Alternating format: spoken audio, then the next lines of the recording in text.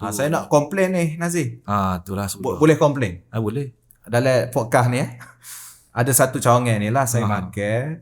Telur dadah dia nipis. Lepas tu masing. Boleh puasa ni? Lambat, you tertinggal. Bila you tertinggal, bisnes boleh meninggal. Bila bisnes meninggal, you mesti menyesal. Assalamualaikum warahmatullahi wabarakatuh. Hari ni podcast kita yang kita baru dapat nama dia iaitu Sembang Juta-Juta.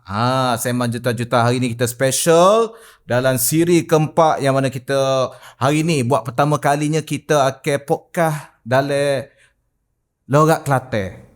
Tapi logat saya tu kalau tak buat berapa Kelantan sangat tu minta maaf lah.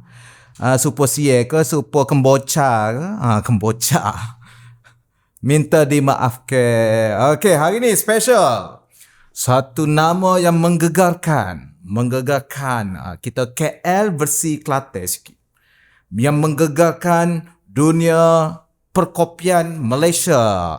Yang menguasai pasar Kelantan dengan begitu agresifnya. Kita mempersilakan Nazif dari Nascan Coffee.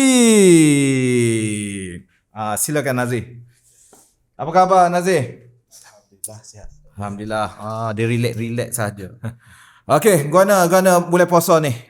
Boleh puasa tahun ni alhamdulillah kita selepas lalui 4 kali Ramadan ni tahun 4 kali Ramadan. Daripada 2020 tahun ni kita lebih bersedia lah. Lebih bersedia alhamdulillah. Nascan Coffee lebih bersedia pada Ramadan kali keempat ni, tahun keempat lah ni. Tahun keempat Ramadan. So Nascan Coffee, gapo hok Nascan Coffee buat pada bulan Ramadan ni? Bulan Ramadan untuk setiap tahun kita ada special sikit di Nascan untuk sepanjang pembelajaran kita perjalanan kita 4 tahun melalui. Lepas buat masakan panah jadi masakan panah tahun ni. Sebelum tu tak ada untuk tahun pertama kita tak ada masakan panah, tahun kedua tak ada. Macam tahun ketiga, tahun lepas kita start dengan biskut. Biskut raya tu. Biskut raya dengan masakan panah. Masakan panah. Lepas tu ada special menu macam latih kurma apa semua tu. Jadi tahun ni kita tengok sebenarnya potensi untuk biskut tu tinggi. Demand kita sebab kita belajar daripada tahun lepas dengan kita tengok tahun ni test biskut memang power lah. Demand. Sebelum ni ada buat tapi tak banyak lah. Tak banyak sebab belajar-belajar. Tahun ni berapa banyak biskut? Tahun ni dah habis dah 2 minggu pertama dekat 5,000 bekas dah. 5,000 bekas. Sebekas 20 ya. 40 ya. 30 lah. 30 berapa tu? Harga belajar-belajar. Harga belajar-belajar. Tapi ada banyak lagi ya stok. Banyak lagi. Ni baru hujung 2 minggu hok ngelah nanti baru ramai orang beli lagi. Baru. Jual dekat Nascan Coffee lah. Kat Nascan Coffee saja. Lepas tu ada ni lah online sikit-sikit. Okey. Jadi Nascan Coffee lah ni ada berapa cawangan dah? Sehingga Mac 2024 ni cukup baru 35 cawangan. Baru 35 kita beri tepukan untuk Nascan Coffee. Dia tak super macam Zeus. Sama. Dia tak super macam Kenangan Coffee, Gigi Coffee sebab dia buka kecek kan. Kios. Jadi dia buat kios. Tapi Nascan Coffee ni dia buka macam corner lot. Dia macam Starbucks lah. Lebih kurang kita. Dengar cerita sebenarnya Nascan Coffee ni tiru Starbucks. Itu. Tak tiru. Orang nampak macam tiru Starbucks tu. Lagu mana tu? Dia nak kata tiru macam mana? Starbucks mana ada jual nasi goreng. Tapi suasana dia lebih kurang lah. Suasana kita buat ikut apa kita suka. Sebenarnya macam Starbucks pun dia buat ikut apa customer suka juga. Jadi kita buat tu ikut macam gapo setiap orang suka. Macam masuk Starbucks tu dia rasa macam ada style kayu-kayu sikit. Kayu tu. Lepas tu apa lampu dia tu. Meja-meja solid wood apa semua. Lepas tu dalam kedai tu jenis macam kemah lah sikit. Jadi bagi saya lah. Orang nak ke suasana. Suasana tu mahal tu. Kalau kata tiru bagi saya tak setuju. Sebab setiap membantah sekeras-kerasnya. Membantah. Dengar tu dia membantah sekeras-kerasnya. Siapa hok tiru tu kena tengok balik lah. Kena tengok. Tapi dari segi menu tu memang berbeza lah compare Starbucks, compare Zeus, apa hak unik menu dekat Nasken Coffee ni selain pada kopi premium? Selain pada kopi, kita ada ni lah makan ni western ada. Kita ada macam contoh western, kita ada pasta aglio olio nasi. Oh, tu hak paling famous tu. Famous. Aglio, apa nama dia? Aglio. Aglio olio. Aglio olio. Nasken. Kita tahu aglio je. Tu panggil taste tu, kalau pergi ke Nasken memang rasa tu dekat Nasken lah. Kalau pergi kat lain tak ada. Jadi pada orang panggil tekuk, orang Melayu kita sangat boleh terima lah dengan rasa Nasken. Siapa orang tak muak lah. Tak muak. Pasta aglio Nasken ada dekat Pasta apa tu? Pasta bersih Kelantan. bersih Kelantan. Dia ada manis-manis sikit lah. Manis-manis pedas-pedas sikit. Dah sikit. Lagi apa lagi? Saya paling suka ni kek pelangi. Kek pelangi, krip. Itu hak paling famous lah kalau kek tu. Kek antara famous juga lah krip ni. Lagi apa kek mana lagi hak paling famous? Kek paling antara signature kita juga ni burnt cheesecake. Kita ada Burnt cheese kena beli ni. burnt cheesecake. Sekejap lagi singgah beli makan buka nanti. Sebab ada banyak versi macam gabon Nutella, Biscoff, burnt cheese ni. Tapi kita pun dapat feedback ramai memang burnt cheesecake kita ni premium lah. Sebab ingredient memang saya pilih sendiri. Kita tak guna murah, kena guna betul-betul kualiti, betul-betul yang terbaik sekali lah. Satu pieces tu berapa harga dia? Untuk burnt cheesecake dalam 14. 14. Kira harga tu walaupun premium tapi harganya tu boleh diterima lah, harga standard. Harga mampu lah, harga mampu. Okey. Lah ni Nasken ni ada berapa branch dah? Branch 35. 35. Berapa branch di Kelantan saja? Kelantan saja 27 27 branch. saja. Di Kota Baru berapa? Di Kota Baru saja 10 lah. 10. Kenapa fokus Kelantan ni? Fokus Kelantan kita orang panggil kita kuasai apa yang ada orang panggil kita wilayah kita yang kita under control dulu. Lepas tu kita nak pergi luar, kalau tempat kita tak boleh kuasai, nak pergi luar bagi saya risiko lah. Contoh buka KL banyak-banyak tu takut kos persaingan pun tinggi. Tinggi. Jadi kita pecah market luar bandar, educate orang luar bandar minum kopi yang berkualiti. Maksudnya pasaran baru lah tu. Pasaran baru. Skala orang bandar urban hok minum kopi premium ni. Jadi Nasken Coffee dia create satu market baru, iaitu orang luar bandar, Pasir Putih. Kira luar bandar tu. Lagi mana Pasir Mah. Pasir Mah yang tu baru kali di Jeli. Sebelum ni tak ada lah kopi premium. Tak ada di Jeli. Jadi educate market baru macam mana nak terima produk kita. Betul. Kadang-kadang kita punya produk ni bukan tak ada market. Cuma kita tak tahu macam mana educate market tu, betul? Betul. Macam mana penerimaan orang-orang Jeli, Kuala Kerah, lagi mana lagi? Macam Pasir Putih terhadap kopi premium macam Nasken Coffee. Bagi saya dia orang luar bandar pun dia nak memang penggemar kopi. Sebab kopi ni memang orang panggil keperluan setiap orang. Tapi dia tak ada tepat adalah. Tak ada tepat. Tak ada tepat yang betul-betul. Ada kopi biasa lain. Kopi Seria Samah tu lain. Dia fresh. Ni kita fresh betul-betul kopi fresh. buat. Jadi kan kadang-kadang banyak kedai-kedai kopi ni dia bersifat trending, viral, lepas tu hilang. Tapi macam mana Nasken Coffee ni bukan saja boleh mengekalkan kedai-kedai kopi di Kelantan tu, tapi boleh tambah lagi cawangan dekat Kelantan tu. Guana buat tu.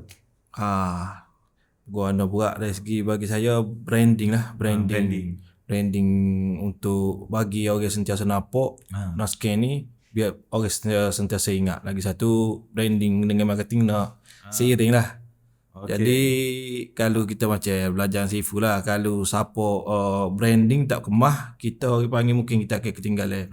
Untuk market, saya tengok market 2023-2024 consumer lah, customer akan lebih tengok kepada lebih memilih. Dia pilih siapa banyak kedai kopi nak pergi mana. Siapa dia lebih kenal, siapa dia lebih ingat. Jadi kita lebih push untuk orang sentiasa nampak kita, sentiasa ingat kita. Macam mana buat tu? Bagi kualiti terbaik. Kualiti. Jadi bila dia minum tu dia teringat-ingat.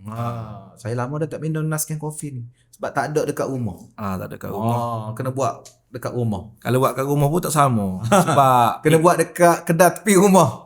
baru sama. Sebab kita panggil guna equipment, kalau kata work lah equipment lah. Kalau kat rumah mungkin China equipment.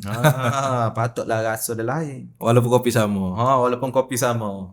Jadi satu buat orang ingat melekat tu melalui experience dia minum kopi tu. Kedua melalui brand awareness lah. Brand awareness. Contohnya dia nampak banyak branch. Dia nampak signboard, billboard. Berapa billboard Nescafe Coffee di Kelantan? Billboard Nescafe Coffee di Kelantan dalam ni billboard lah. Billboard. Billboard billboard besar. Okey. Lepas tu kita nak tanyalah. Sebenarnya kalau ikutkan Nazih ni, kalau ikut yalah dengan si Fubak pun dah tahun start umur 20 umur 20. 21 gitu. 20 lah. 2016 16. Dulu jual produk-produk orang kan. Jauh okey. Lepas tu kedai kopi ni 2019. 2020 Masa Covid. Macam mana dapat idea ataupun macam mana bermulanya Nescafe Coffee? Bermulanya Nescafe Coffee sebenarnya orang panggil dulu di Kelantan ni dia kurang kedai kopi.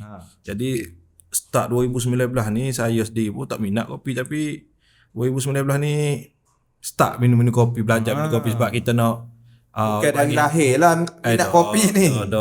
Daripada dulu kita tak boleh minum kopi kan ada sikit kepala ke apa, tapi start 2019 tu kita try kopi. Pagi-pagi jadi dia bagi kesegaran lah pagi. Pagi-pagi minum kopi segar. Atau dulu kalau nak beli kopi di Kota Baru saya office kat Pasir Tumbuh. Nak beli kopi fresh ni di Kota Baru setiap hari kena pergi Kota Baru lah, bandar. Beli segelas kopi untuk pergi ke bandar untuk beli segelas kopi balik. Jadi bagi saya masa tu tengok letih lah hari-hari. Kos lagi. Minyak lagi rugi masa. Jadi nak beli setengah jar lah. Setengah jar. Jadi dekat ujung 2019 tu kita pun buka lah satu kafe lah. Untuk bukan nak menega, nak minum sendiri. Untuk minum area tu lah. Lepas ada landlord tu dia kata ambil lah sewa baru ni. Dia bagi free ni boleh. Dekat dengan office tu dekat lah. dengan office. Jadi kita masa tu jual baju semua kan. Baju. Jadi masa tu tak PKP lagi, jadi baju tu busy hari-hari mesti kita nak duduk kat office. Lepas tu buka kafe untuk sekadar untuk minum kopi lah. Minum kopi. Jadi modal besar lah masa tu buka kedai kopi.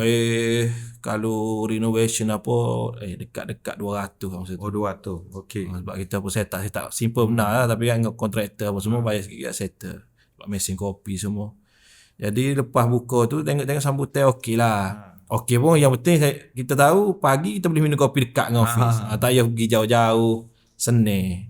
Asal untuk diri sendiri. Untuk diri sendiri lah. Untuk kita dengan untuk jumpa orang senang. Lepas tu buka dalam 3 bulan Covid.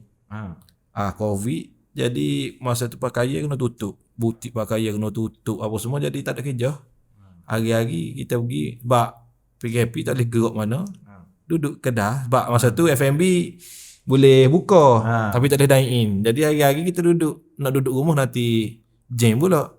Duduk kedai minum kopi sambil-sambil tengok gapo boleh improve dalam F&B. Jadi hari-hari kita tengok sikit-sikit push masa tu masa free push marketing. Masa tu ibarat PKP ni semua orang kalau dalam stadium kita tak ada orang. Ibarat ada market masa tu semua orang keluar stadium. Jadi kita duduk dalam stadium sore-sore kita push lah. Jadi orang nampak cepat. Jadi push marketing masa tu guna ad lah masa tu. Masa tu Facebook ad lah, cost pun rendah. Jadi push tengok market semakin okey. Lepas tu ramai tak berani buka kedai, jadi kita buka juga. Jadi lepas tu tengok makin lama sebab tengok situ macam ada demand lah kopi ni, boleh pergi jauh. Jadi lepas PKP dia sambung kita push ni lah market. Lepas nampak market tu, jadi start bulan lepas raya try tengok market lepas boleh dine in tu push tengok boleh pergi lagi lah. Masa tu satu cawangan lah. Satu cawangan lagi. Kita start cawangan kedua bulan 8 tahun 2020. Bulan 8. Lepas tu Itu guna modal untung dari ni lah. Dari cawangan pertama ni. tak. Tak juga. Ramai orang salah ingat daripada cawangan pertama. Tak mustahil daripada cawangan pertama kita buka baru berapa bulan nak buka cawangan kedua dengan kos. Biasa buka kafe untuk set up bagus-bagus kemas power ni minimum 200. 400. Oh, 400. 400 hingga 500 So untuk guna duit bisnes lain lah. masa tu lepas raya biasa pakai raya bermusim. Jadi lepas raya duit tu sebab tak guna kalau lepas raya memang standard. Jadi kita ambil fund untuk tak jadi buka kedai pakaian tu. Sebenarnya nak expand 2020 plan saya dulu nak expand kedai baju lah. Nak buka di Terengganu apa. Sebab BKP ni tak jadi buka jadi adalah sedikit fund kita pun tukar game plan pergi kepada kopi. Jadi bulan 8 buka outlet kedua. Bulan 12 tu dah buka outlet ke 10. So guna duit dari pakaian tadi lah. Guna duit pakaian. Itu 2 branch 1 tahun 2020 tu. 2020 bulan 8 cawangan kedua. Bulan 12 cawangan ke 10. Dalam masa 4 bulan kita boleh buka 10. 10 tapi itu guna duit modal dari baju jugalah. Kita pump kita bubuh. Maksud dari duit sendiri lah. Dari bisnes-bisnes lain tu. So bisnes kita sekali pump lepas tu dia dah dapat momentum dia rolling. Tu buka. Orang ingat ambil ni rolling. Tak logik lah. Logik daripada 1 nak pergi 2 kalau kita tak ada daripada pengalaman kita pengalaman daripada urus kewangan ni susah sikit. Yelah kalau saya nampak Nazif sebelum ni jual masuk dulu 2016 tu tak ada produk lagi lah. Tak ada lagi. Dah tu ambil barang orang. Tapi masa tu belajar marketing kan. Belajar marketing Belajar marketing. So dari situ ambil barang orang jadi agent. Agent. Lepas tu jadi authorized reseller buka outlet. Dari situ berkembang lah. Berkembang. Lepas tu dari situ barulah duit tu dapat dibina, dapat saving. So saving tu lah jadi modal kepada Nasken Coffee. Nasken Coffee semua. Orang ingat ni duit mak ayah ni. Itulah. Ramai fikir gitu. Tak ada. Orang cakap modal besar ni memang betul modal besar. Memang tapi betul modal besar. Asal modal tu begitulah dari penjimatan jimat cermat dari bisnes yang terdahulu. Okay. So hari ni dah ada 35 branch. InsyaAllah tahun ni target berapa tahun ni? Tahun ni kita target paling-paling kurang 60 cawangan ya. 60 cawangan. Sepatutnya 80 tapi kita tengok ejah balik mungkin 60 cawangan. Ramai orang dia kejar nak banyakkan branch. Tapi sebenarnya bila kita nak banyakkan branch ni risiko kita tinggi. Betul. Satu risiko modal dia. Sebab antara yang paling berisiko adalah modal brick mortar. Maksudnya kalau kita ambil untung dari bisnes kita sebelum ni ataupun duit untung dari rolling Nasken Coffee tu sendiri kita letak dekat brick mortar, kita tak tahu break even tu berapa lama. 6 bulan ke, 7 bulan ke, setahun ke. Jadi macam mana Nazif menguruskan kewangan supaya boleh capai target 60 cawangan ni? Untuk game plan 2 tahun ni kita dah ada team financing. Dia ada pengalaman dengan bank lebih dekat 30 tahun lah dia masuk untuk dia susun balik macam mana financing Nasken untuk expand. Tu melalui pengalaman dia kita cuba tengok dia nak susun macam mana. Mungkin ada orang panggil funding ke macam mana. Maksudnya Nasken tak ada buka franchise, licensing. Setakat ni kita memang tak ada buka franchise, tak ada buka licensing. Semua sendiri je. Semua sendiri. Sambil-sambil belajar. Konsep kita walaupun 35 kita masih test. Belajar lagi. Bukan kata kita betul-betul run lagi. Sebab masih baru lagi. Bila nak buka franchise ni dia kena macam complete, sempurna lah. Tak ada isu berlaku. Betul. Lagi dari segi kualiti, dari segi SOP, branding, kekuatan branding tu sendiri. Jadi so funding ni start guna funding luar ni cawangan ke berapa? Kita luar setakat ni mungkin untuk lepas cawangan ke 40 lah. Dia tengah buat proposal. Untuk setakat ni kita guna funding sendiri lagi daripada rolling gitu lah. Rolling termasuk dengan loan lah. Loan sikit. Sikit lah. Jadi dengan cara berjimat cermat boleh expand business tu lebih luas lagi lah. Betul. Kita guna banyak konsep. Satu soalan lah nak tanya, kenapa tak buka banyak dekat KL? Sebab kita tengok macam nak monitor susah sikit. KL lepas tu persaingan market tu besar. Untuk kita main KL tu risiko. Risiko tinggi.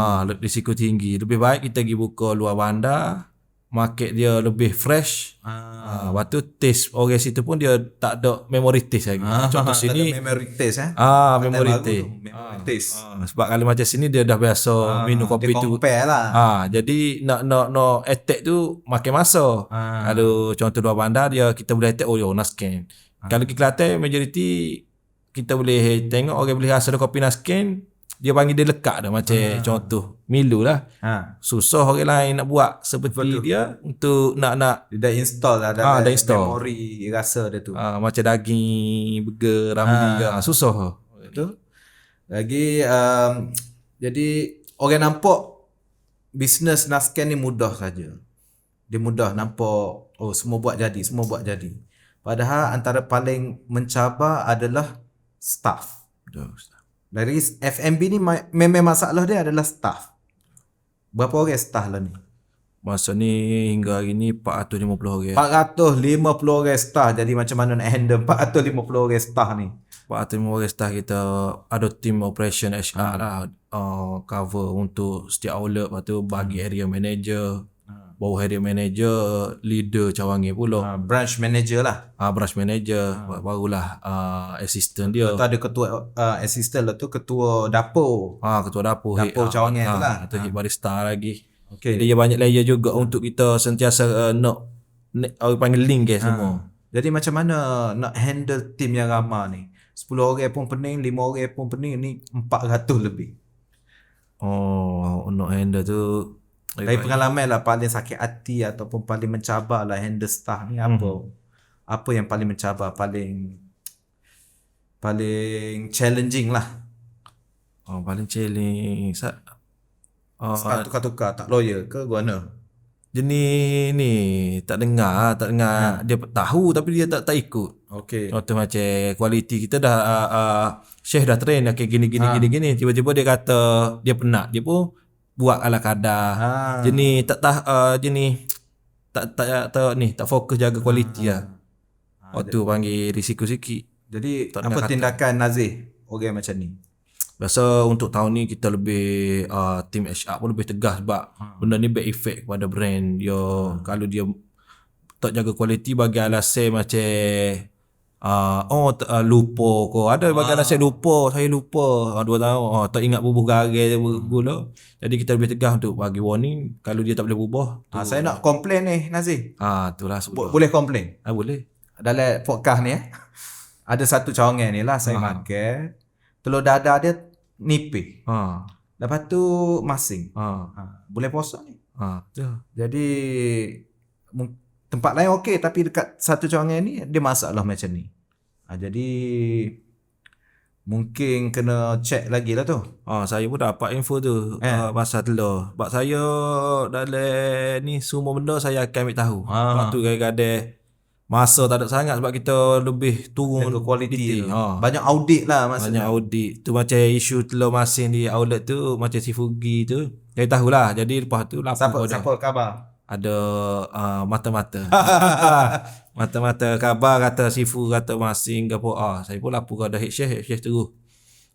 Direct terus kepada head kitchen sini. Kenapa jadi gitu lah. Kita buat jadi dah. Nanti rasa biasa dia akan ubah terus. Apa masing kau dia akan tanya terus lah. Sebab benda ni bila dia tak rasa boleh puasa. Sebab kita jangan terlebih isi. Dia untuk jaga kualiti ni kita ada 3 customer service yang jaga wasan. Hari-hari mesti ada. Kalau customer komplain apa kita terus ambil tindakan apa dia komplain. Lebih 15 minit ke lambat masing lari rasa biasa hangit ke kita terus. Ni tu lebih alert lah. Itulah cara handle-nya. Jadi di sini leadership sangat memainkan peranan lah. Bukan saja leadership dari Nazir sendiri tapi leadership daripada leader-leader di bawah Nazir ni. Berapa orang leader? Leader kalau first layer dalam 10 orang. Macam bawah tu dekat 60 orang lah. 60 orang untuk handle 400 semua sekali. Dia panggil head dia. Jadi kita boleh bagi tahu leadership ni sangat penting. Betul tak? Betul. Tanpa leadership yang strong, bukan setakat 4 orang pun belum tentu kita boleh kontrol. Betul. Jadi macam mana Nazif nampak leadership ni memberi impact besar bila makin berkembangnya kita punya bisnes. Sudah jawab.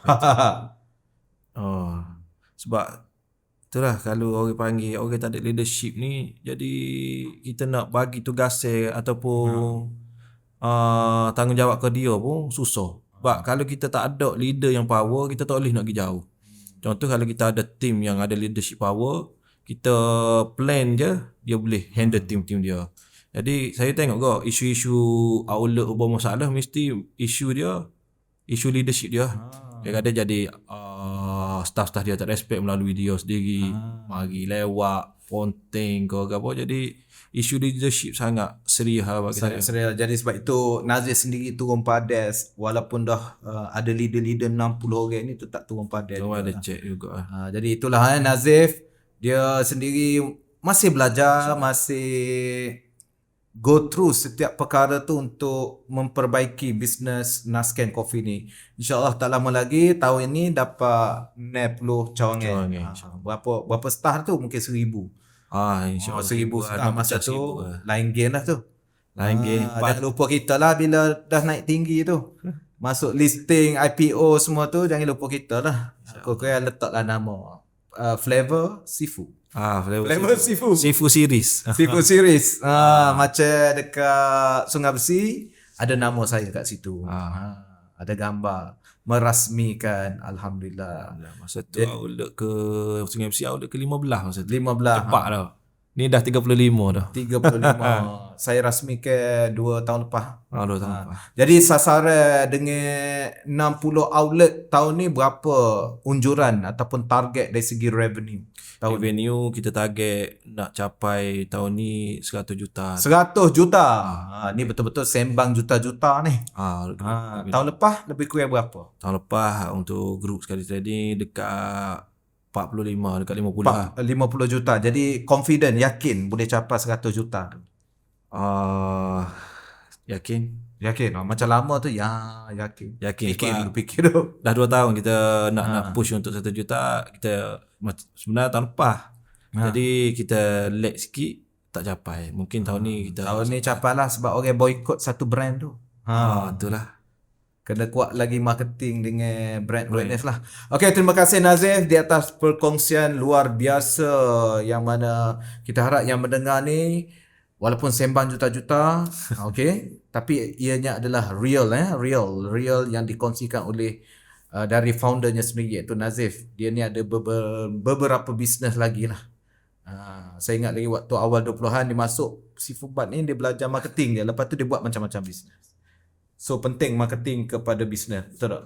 Penting, kita tak ada marketing, tak ada susah hasil. Okay, kita doakan kejayaan Nazif dan juga Nasken Coffee. Terima kasih Nazif. Terima kasih atas perkongsiannya.